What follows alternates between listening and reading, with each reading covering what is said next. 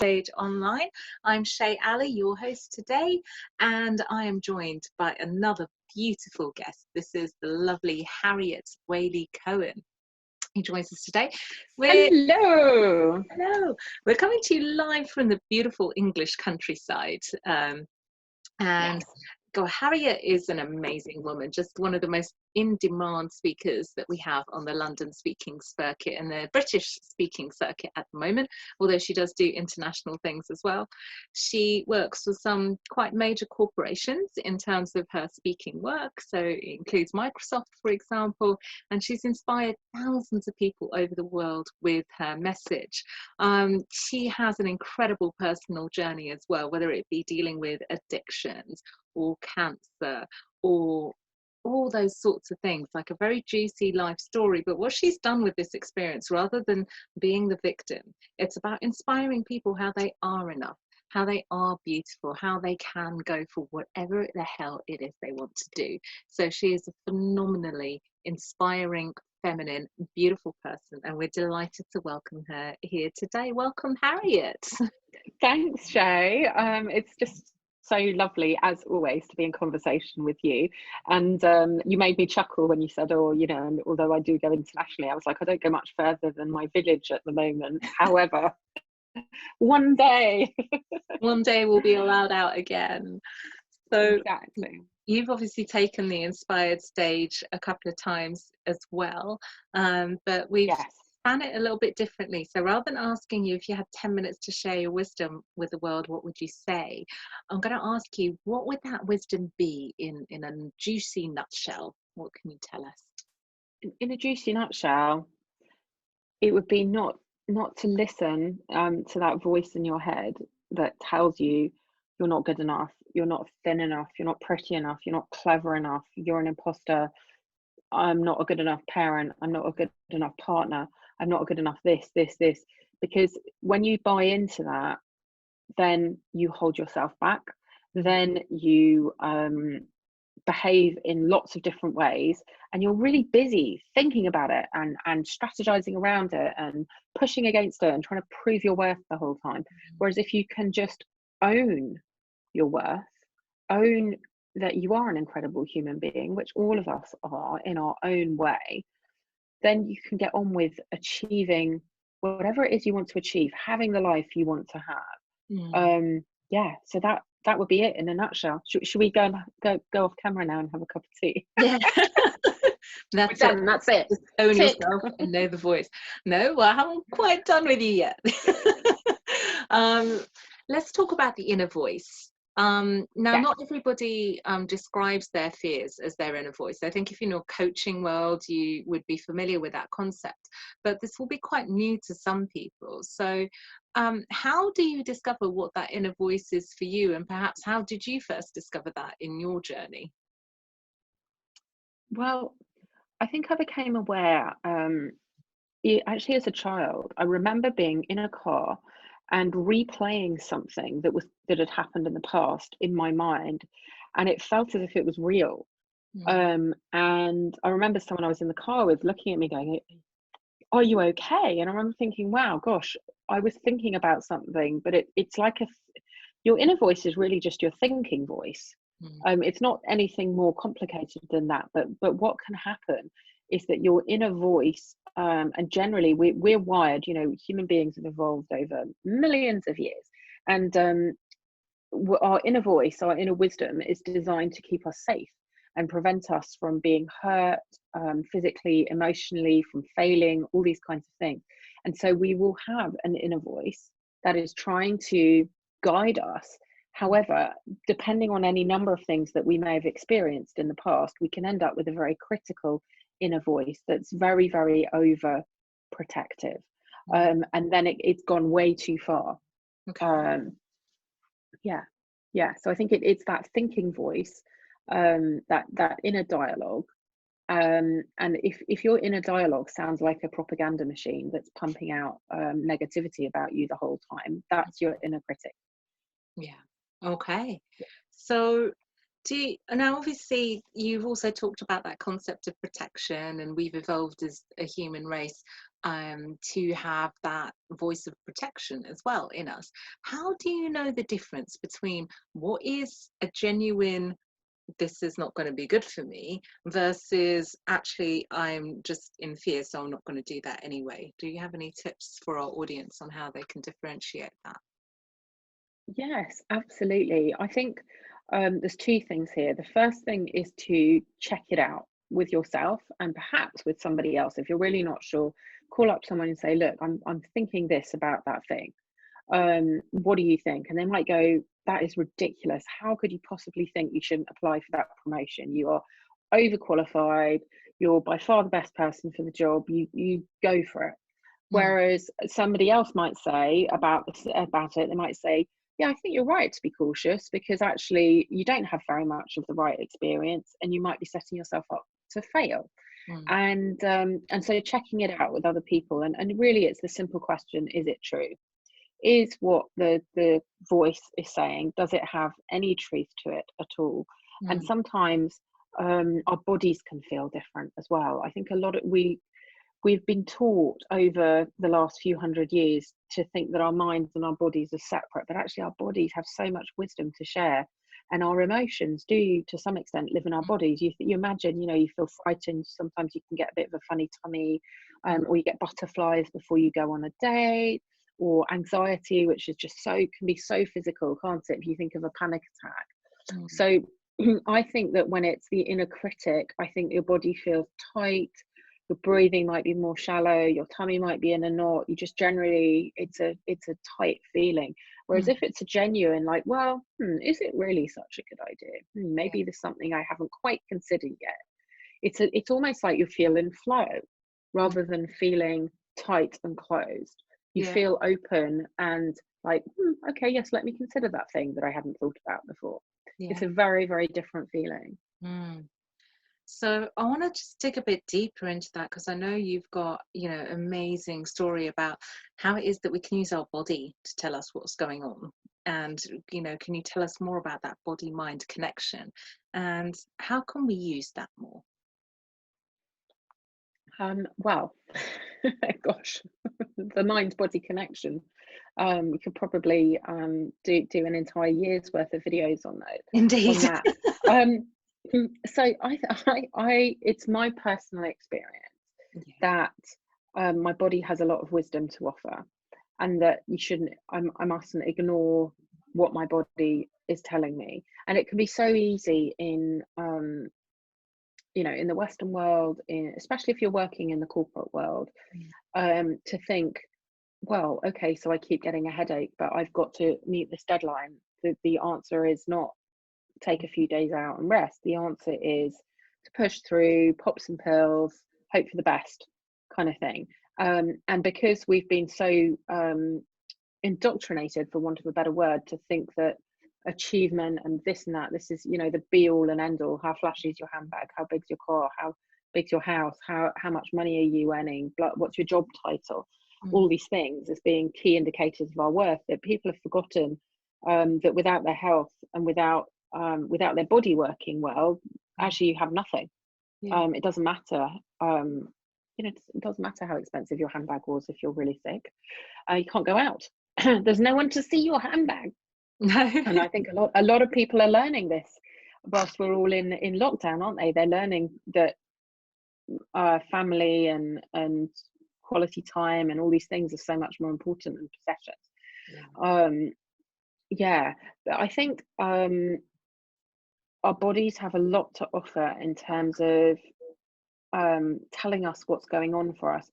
Mm. When I do some of my talks on emotional well-being, I get people to tune in to what anger feels like and what fear feels like and Wow. what joy feels like and all kinds of different things, so that they know actually, oh, when I have that certain emotion, this is a feeling in my body that I get, and Mm. that actually will help them to become more emotionally intelligent Mm. in the future, because they might not recognize that they're having the emotion, but they might recognize the physical sensations and go, oh, hang on a minute, I've got that tightness in my chest again and that tingling in the back of my neck, and I know that for me that means I'm actually quite cross. So, Yeah. and then it might help them to stop, think about what's going on and process it. Mm. um, much better, and be more in tune with themselves.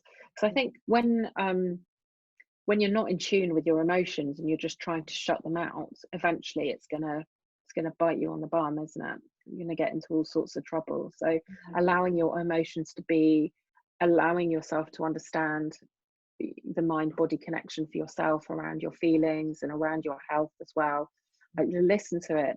I had one I've got one client, and I'm sure she won't mind me sharing this because obviously I'm not going to share her name, but she's had a few times where when she's been really overdoing it, she gets clumsy, and she's had a few times when she's actually, you know, broken an ankle even.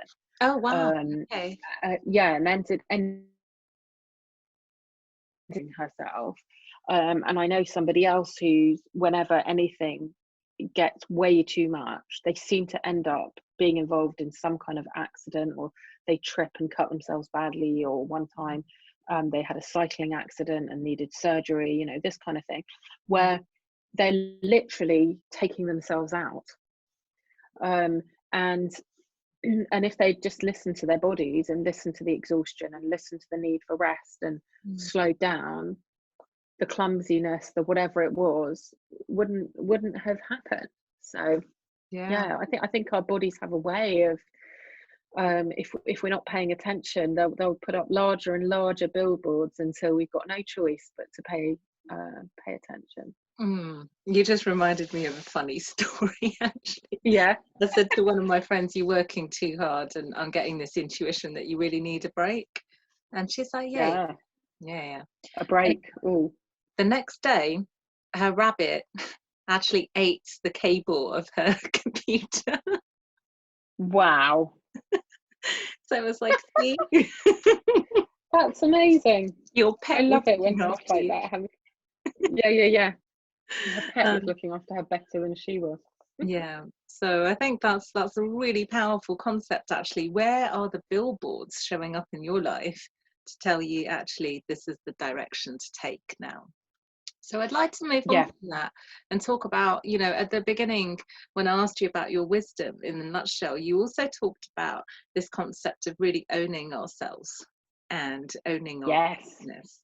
So, you know, some people may be sitting at home thinking they're wonderful, but, you know, and for a lot of people, this isn't maybe their experience. So how do you start on that journey of really owning your greatness? Gosh, how do you start on that journey? Well, the first step is to notice that you do feel like an imposter, like you don't feel good enough, and to get to the point where you start to question whether it's true. Because at the point at which you're still living as if it's completely true, there's nothing, you know, not questioning it, then you can't do anything about it. So you have to become aware that you're holding yourself back and start to question whether that's how you want to be, that's how you want to do things, whether those beliefs are true or whether they're just beliefs that you've somehow created for whatever reason. And so I think the first step is notice, and then start to question. Is it true? Are these beliefs things that I actually want? And you know, much like the inner critic, we hang on to those kind of beliefs because they keep us safe. So it's much safer to believe, perhaps somebody might think it's much safer to believe, you know, I'll be single for the rest of my life, I'm no good at relationships, no one wants to be with me anyway, blah blah blah, than risk putting themselves out there and being rejected. So that belief could be keeping them safe, or perhaps they've experienced a really bad relationship in the past, and so their whole system is wired to protect them from experiencing it again, and therefore they think, okay, I should avoid all relationships. And so I think that's the first thing. It's noticing and then saying, is this what I really want to believe? And is it true? Are these beliefs truths, or are they just beliefs? Because that's the fundamental difference, isn't it? Beliefs and truth. Now the difficulty, I think, with that is some people think, you know, their beliefs are true, it's true to them. So we'll take the example that you gave of, I will always be single and I'm no good at relationships. And then they'll give you like a multitude of examples about why that's true. Well, I get on Tinder and no one is interested in talking to me, or, Yeah. you know, my last date ended really badly. So, you know, that's true. Mm-hmm. So what do you do with that? What do you do with crumbling that sort of belief? Well, the first question is always, is it true? But before that, you have to say, well, what are you getting out of it? I think you have to create, smash the illusion that it is true, whilst also at the same time lovingly saying, well, okay, if it was true, then how am I behaving? What am I getting out of this belief? And how is that preventing me from the things that I most want? Perhaps the relationship of your dreams or the career of your dreams. So often these limiting beliefs keep people from achieving what they want in their career, changing jobs, starting a business, all that kind of thing. They keep people stuck. Yeah. So let's shift gears a little bit. Obviously, we've all been Okay. granted this time to be at Yeah. home, that everyone is at home, I hope. What could we be doing in this time to like nurture ourselves and enrich ourselves and make the most of this time that we have?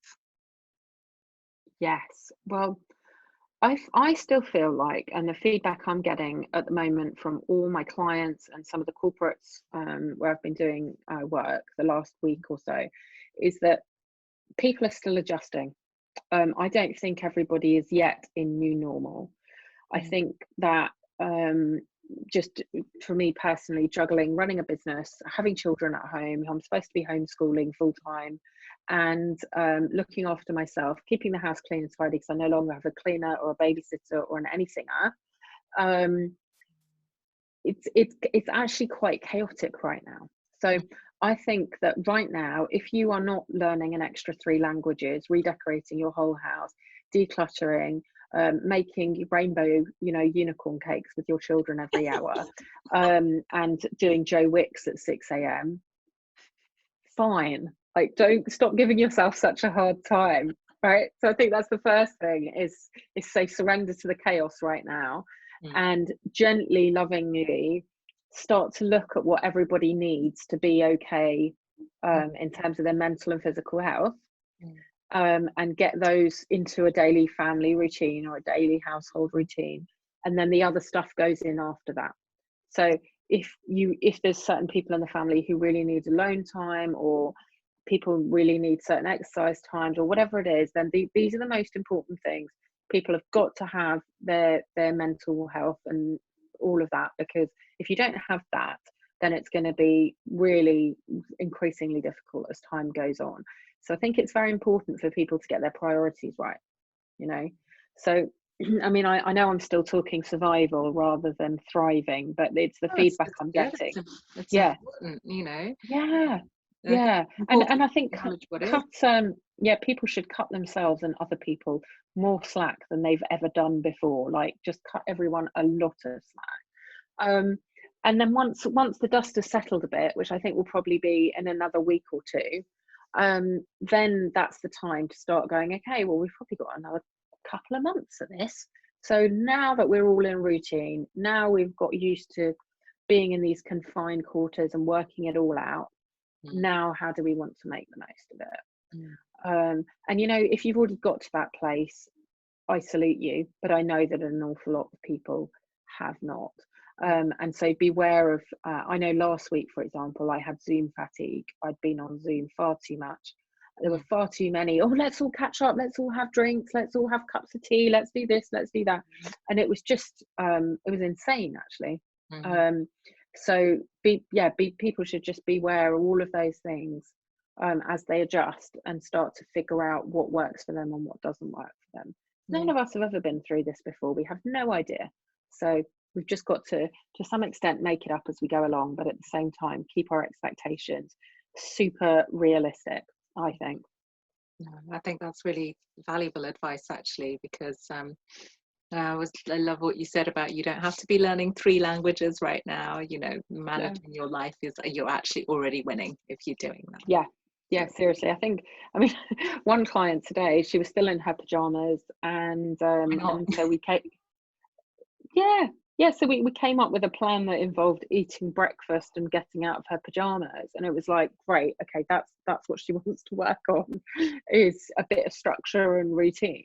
I Wonderful. think it's especially hard for people living on their own, actually. Yeah. Yeah. Loneliness is huge, right?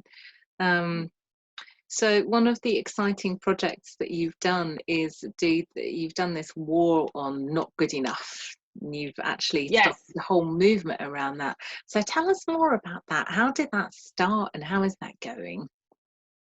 Well, yeah. I realized that every single client, and every single person who was coming to my events, and pretty much everyone I know, in some way or another, has a thing where they think they're not good enough.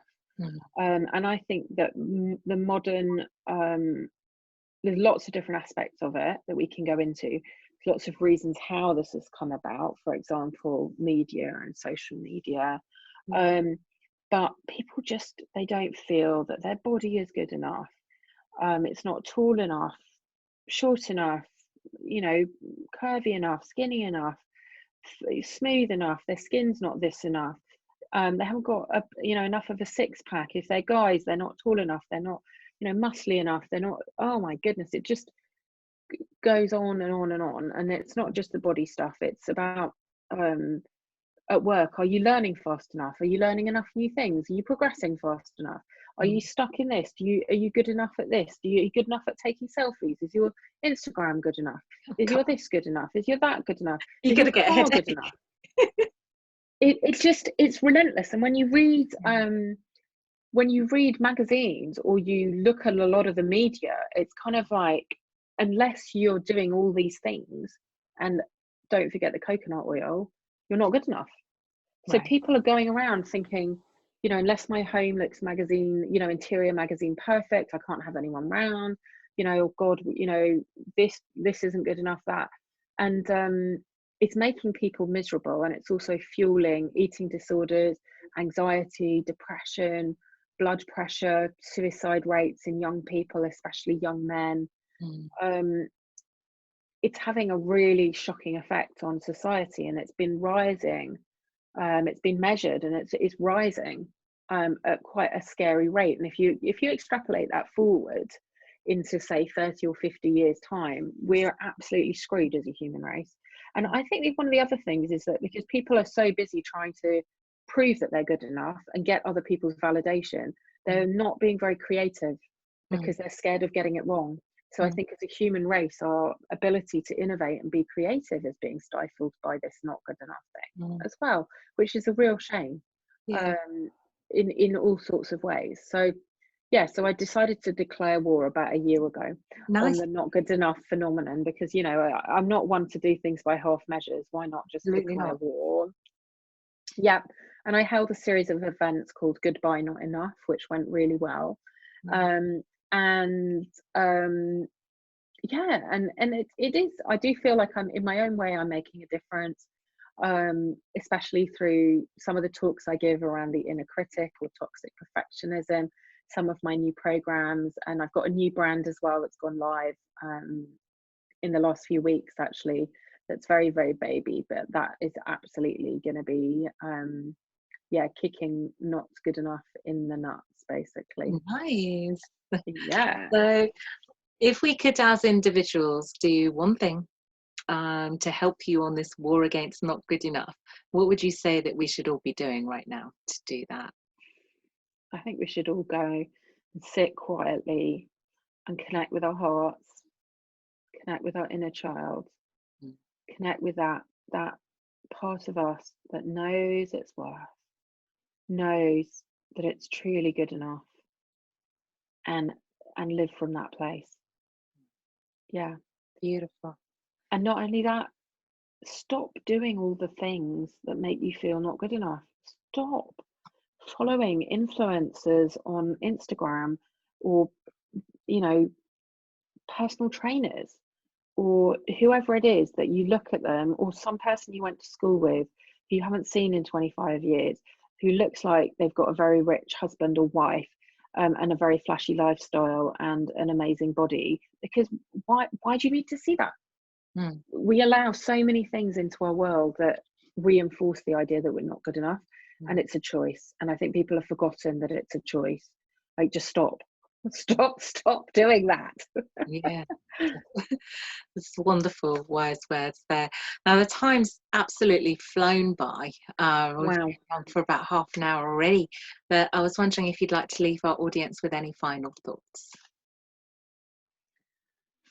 You are good enough, and knowing that you're good enough and achieving what you can achieve is partly about letting go of coming from that place of ego where you need a validation, and get out there and serve. The world needs you.